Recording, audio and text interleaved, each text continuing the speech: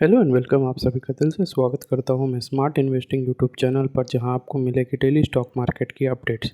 तो जैसे कि आपको पता है कि अभी हम लोग क्या है कि क्वार्टरली जो Q1 रिजल्ट्स आई हैं उसकी एक सीरीज़ किए कर रहे हैं।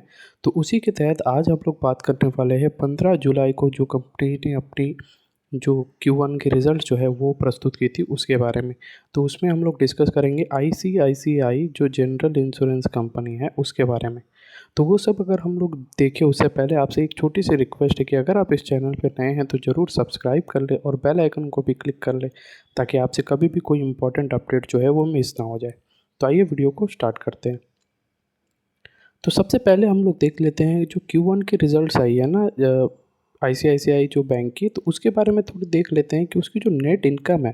देखिए, मैं क्या कर रहा हूँ, पिछले भी आप वीडियोस भी देख सकते हैं, उसमें भी और इसमें भी मैं यही कोशिश कर रहा हूँ कि आप लोगों को मतलब डिटेल में नॉलेज दूँ। तो मैं ये नहीं चाह रहा है कि बहुत सारे वीडियोस में मैं देख रहा हूँ उसमें क्या है कि कुछ एक फॉर्मेट होता है, उसी तरीके से वो प्रोवाइड करते हैं, बट आप लोगों को क्या उसके वो बेसिस पे कोई डिसीजन लेने में मदद होती है या नहीं, ये मुझे जानना बहुत ज़रूरी है। और आप मुझे ये भी बताइए कि जो भी मैं वीडियोस अभी बना रहा हूँ और ये आप देख तो रहे हैं, तो आप कितने देर तक देख रहे हैं, और साथ ही साथ मुझे ये भी बताइए कि आपको क्या ये जो मैं बता रहा हूँ वो क्या आपको समझ में आ रही है। अगर नहीं आ रही है तो वो भी बताया करिए, ताकि मैं अपने आप को और इम्प्रूव करूँ।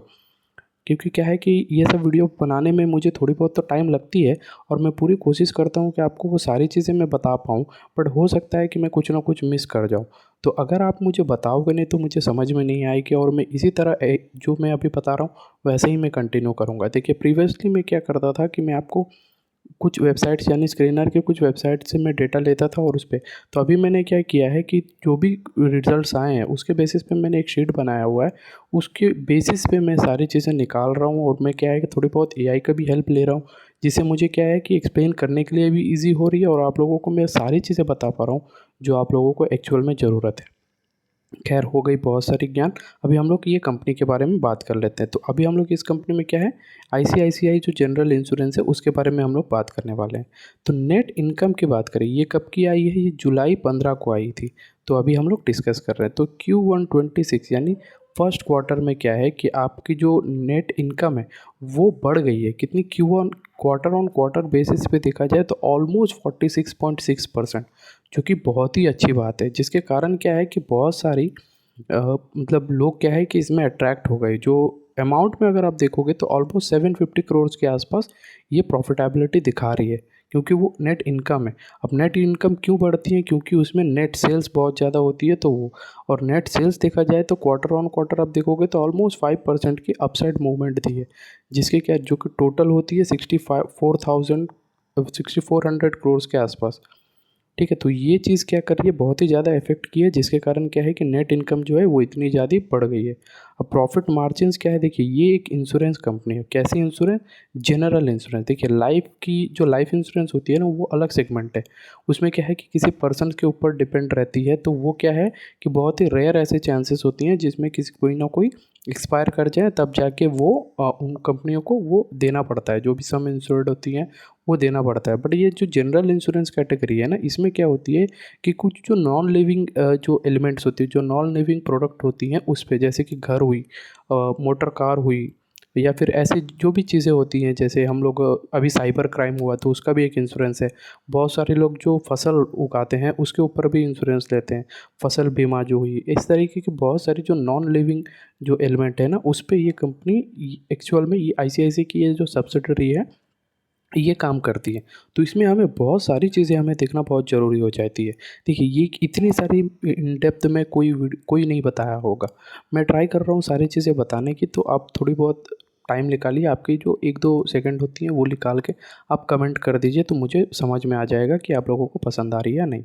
खैर, तो अभी हम लोग देख लेते हैं प्रॉफिट मार्जिन्स, जो कि जैसे कि मैंने बताया कि इसकी थोड़ी इफ़ेक्ट होती है, तो लेकिन तब भी इन्होंने क्या है कि अच्छी खासी मेंटेन की है 11.66% की, और जो कि पिछले क्वार्टर से देखा जाए तो ऑलमोस्ट 40% की है, तो जो कि बहुत ही बेहतर है। तो इतनी सारी चीज़ें हाइलाइट्स तो हम लोगों ने जान ली। तो इसमें क्या है, तो ये जो ग्रोथ है उसकी एक्चुअल कारण क्या है, कि जैसे मैंने बताया प्रॉफिट जो कि ऑपरेशनल प्रॉफिट एफिशिएंसी है जो वो बढ़ गई है, और रेवेन्यू ग्रोथ जो हम लोगों की सेल्स है वो भी बढ़ी है।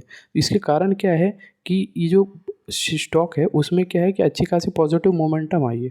और साथ ही साथ सबसे एक इम्पॉर्टेंट बात क्या है कि अभी रिसेंटली एक पार्टनरशिप हुई है जो कि महिंद्रा फाइनेंस जो कंपनी है उसके साथ।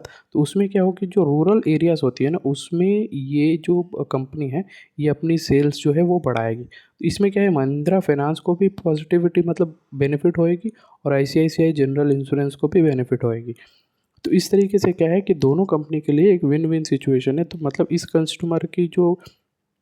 कंपनी की जो डेटा है वो आईसीआईसीआई को मिलेगी और आईसीआईसीआई की जो डेटा है वो इस कंपनी को मिलेगी। तो इस तरीके से क्या है कि दोनों कंपनी को पॉजिटिव मोमेंटम या यूँ कह सकते हो बेनिफिट होने वाली है। तो ये सारी चीज़ें तो हम लोगों ने देख ली। और साथ ही साथ एक और इम्पॉर्टेंट है कि क्या हमें सिर्फ और सिर्फ ये प्रॉफिटेबिलिटी यही चीज़ देखें या इसमें और भी चीज़ें जो अभी डील हुई है महिंद्रा फाइनेंस के साथ क्या वो पॉजिटिव है या नहीं है, वो भी हम लोग देखना बहुत ज़रूरी है। तो सबसे पहले हम लोग ये देख लेते हैं कि जो कंपनी की प्रॉफिटेबिलिटी है वो क्या कंपनी की ऑपरेशन जो हो रही है क्या उसके बेसिस पे हो रही है कुछ और है। तो वो हमें पता चल रही है कि जो हम लोगों ने पहले भी बात किया है 46.6% ये क्वार्टर ऑन इसलिए हुई है क्योंकि इसकी जो ऑपरेशंस हुई है यानी जो बेसिक इस कंपनी की जो बेसिक चीज़ें हैं उसमें बढ़ोतरी हुई, इसी के कारण इस कंपनी की प्रॉफिटेबिलिटी बढ़ी है। और दूसरी पॉइंट देखा जाए तो ये जो महिंद्रा फाइनेंस के साथ जो डील हुई है वो भी एक क्या कर रही है सस्टेनेबल ग्रोथ दिखाने की मतलब फ्यूचर में होने की पूरी पूरी बात चल रही है। और मोमेंटम देखा जाए तो क्वार्टर की वो पॉजिटिव ट्रेजेक्टरी में ही जा रही है मतलब शेयर के प्राइस जो है वो अपवर्ड मोमेंटम में ही है जो कि हमारी फर्स्ट पॉइंट है वो भी यहाँ पर पॉसिबल होते होते दिख रही है। अब बात कर लेते हैं ये जो पार्टनरशिप हुई है उसके बारे में। तो जैसे कि मैंने बताया ये एक रूरल एरिया में है। तो इसके बारे में क्या है कि आप लोगों को ये जानना है कि रूरल एरिया में कैसी क्या होती है। मैक्सिमम जो चीज़ें हैं वो ट्रैक्टर जो रूरल एरिया में मैक्सिमम क्या है कि ट्रैक्टर की यूज़ होएगी। फसल की जो चीज़ें हैं उसमें होएगी। अभी क्या है धीरे धीरे रूरल एरियाज़ में भी बहुत सारे लोग कार या फिर बहुत सारी चीज़ें खरीदना स्टार्ट कर दिए हैं। रूरल भी अभी धीरे धीरे डेवलप हो रहा है। तो जब डेवलप हो रहा है तो अगर हम लोग रूरल में जाएंगे तो जाहिर सी बात है तो हमें अच्छी खासी पॉजिटिविटी मिलेगी, अच्छी खासी गेंस मिलेगी। तो ये एक मतलब करेक्ट टाइम पे कहते हैं ना जब लोहा गर्म हो तभी हथौड़ा मारना चाहिए। तो उसी हिसाब से देखा जाए तो अभी रूरल एरिया जो है वो डेवलपमेंट की मतलब लाइन में चल चुकी है और रूरल एरिया जो है वो धीरे धीरे डेवलप हो रही है। तो इसी टाइम पे अगर हम लोग महिंद्रा फाइनेंस के साथ जो ये कोलैबोरेशन है इस ये क्या है कि बहुत ही ज़्यादा फ़ायदा दे सकती है आईसीआईसीआई जनरल इंश्योरेंस को। तो ये एक पॉजिटिव पॉइंट है। लेकिन साथ ही साथ कुछ चैलेंजेस भी हैं क्योंकि क्या है कि इसी इंश्योरेंस सेक्टर में क्या है कि हम लोगों के पास बहुत सारी कंपटीशन भी आती है।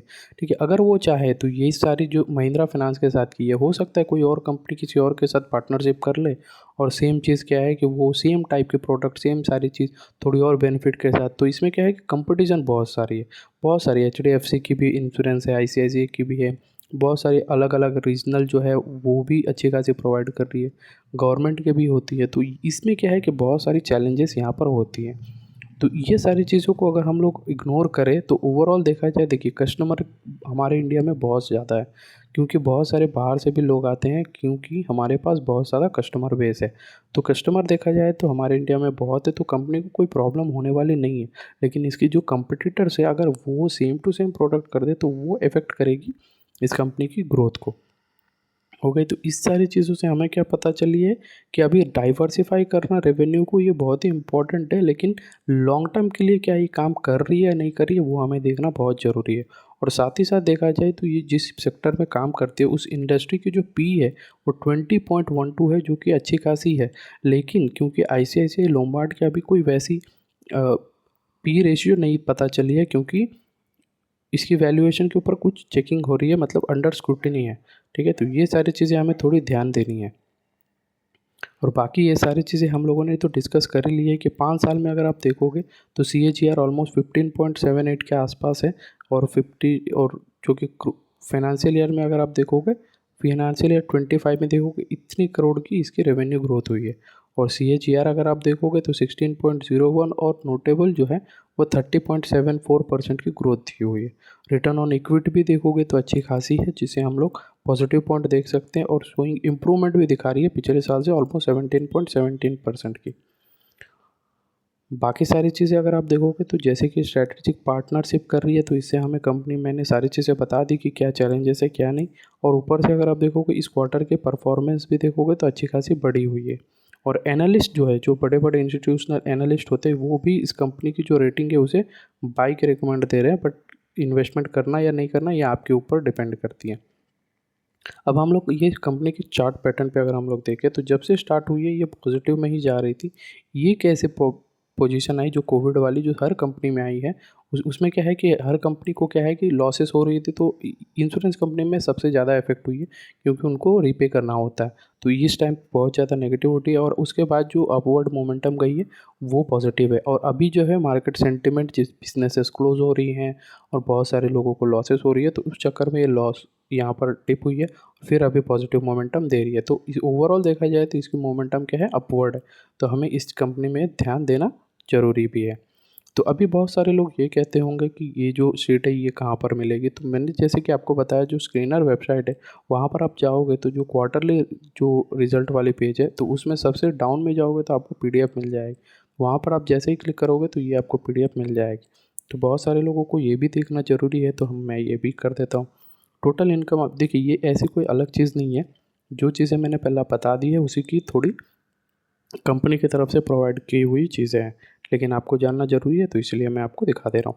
पहली बात तो क्या है कि जितने भी अमाउंट्स है वो इन लैक्स में है, तो हमें क्या है कि पहले दो तो कट कर देना है। तो ये ऑलमोस्ट देखिए यहाँ पर 6 में यहाँ पर राउंड फिगर कर देता हूँ। 608 की पहले अभी आई है इस क्वार्टर में, जून 30 वाली। और पिछले क्वार्टर में देखा जाए तो मार्च वाली में वो आई थी 585। तो क्वार्टर ऑन क्वार्टर जो आप देखोगे तो मैंने जैसे कि पहले भी बताया ये बहुत ज़्यादा है, बड़ी है। और पिछले ईयर ऑन ईयर आप देखोगे तो 535, तो उसमें भी से ये बहुत ही ज़्यादा बढ़ी हुई है। तो टोटल इनकम ने हम लोगों ने डिस्कस कर लिया है।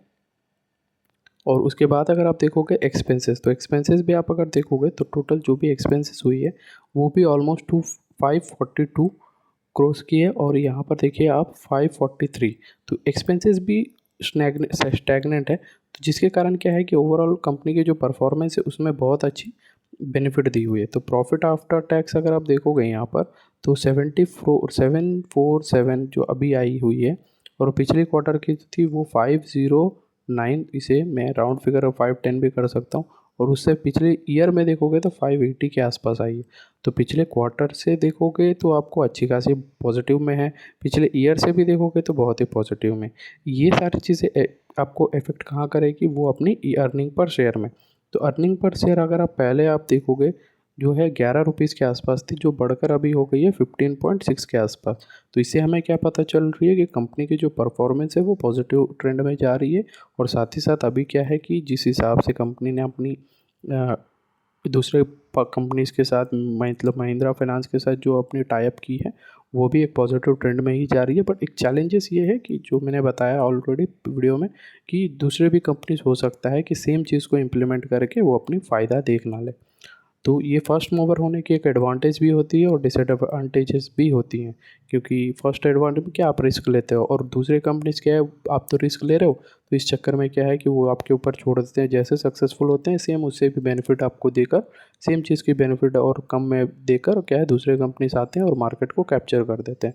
जिस तरीके से जियो ने किया टेलीकॉम इंडस्ट्री में, सेम चीज़ यहाँ भी हो सकती है। देखिए हर कंपनी में कंपटीशन है, बट हमें बिज़नेस के हिसाब से देखना है। और इस बिज़नेस में क्या है कि पॉजिटिव मोमेंटम है, तो हमें इन्वेस्ट करना है। फ्यूचर की जो पर्सपेक्टिव्स है, जो एनालिस्ट कह रहे हैं, वो आप न्यूज़ चैनल ये सारी चीज़ें देखो, वो आपको जो भी है, और आपके फाइनेंशियल एडवाइज़र जो बोले उस हिसाब से आप कर सकते हो।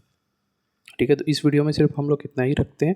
लेकिन उससे भी इम्पोर्टेंट चीज़ यहाँ पर, एक जो सबसे इम्पोर्टेंट पॉइंट है वो देख लीजिएगा, share holding pattern. Share holding pattern आप देखोगे तो प्रमोटर अपनी जो शेयर है वो धीरे धीरे धीरे घटा रहा है। ठीक है, यहाँ पर आप देख रहे हैं पिछले 3 क्वार्टर में धीरे धीरे घट रहा है। क्या एफ खरीद रहे हैं, एफ भी देखे जाए तो ये भी घटा रहे हैं, लेकिन पिछले क्वार्टर में थोड़ी सी बढ़ी है। डी देखें तो डी तो पिछले से पिछले क्वार्टर में बढ़ाए थे, बट अभी क्या है, घटा रहे हैं। तो ये जा कहाँ रहा है, पब्लिक के हैंड में। तो पब्लिक क्या है, अभी धीरे धीरे बढ़ रही है। इसका मतलब क्या है कि हमें ये क्या कंपनी खरीदना नहीं है, क्या हमें ये खरीदना नहीं है। तो अब आपको देखना है कि जो बड़े हैंड्स हैं उन्हीं के पास ऑलमोस्ट देखा जाए तो 93% के आसपास जो है उन बड़े हैंड्स के पास है। और रिटेल के पास कितनी है, ऑलमोस्ट 7% के आसपास। तो बड़े एंड्स के पास ज़्यादा क्वांटिटी है, इसका मतलब कंपनी सेफ है। वैसे भी आईसीआईसीआई के साथ जुड़ी हुई है तो मतलब सब्सिडरी है, तो बड़े कंपनीज उतनी कभी फ्रॉड नहीं करते हैं। बट आईसीआईसीआई के ऊपर भी एक बार एलिगेशंस आए हैं, तो कोई भी कंपनी अच्छी नहीं होती अनटिल एंड अनलेस हम लोगों को अच्छी खासी बेनिफिट दे। तो उस हिसाब से देखा जाए तो कंपनी ठीक है। अब आपको इन्वेस्ट करना है नहीं, आप अपनी एडवाइज़र से पूछ के आप इन्वेस्टमेंट कर सकते हैं। तो अगर आप वीडियो में यहाँ तक देख रहे हैं तो सबसे पहले थैंक यू। अगर आप चैनल पे नए हैं तो ज़रूर सब्सक्राइब कर ले। दूसरी चैनल जो है रूपी इन्वेस्टिंग, आप उसे भी चैनल सब्सक्राइब कर सकते हैं, ताकि मैं आप लोगों को कंटिन्यूअसली वीडियोज़ प्रोवाइड कर सकूँ। मिलते हैं अगली वीडियो में, तब तक के लिए जय हिंद।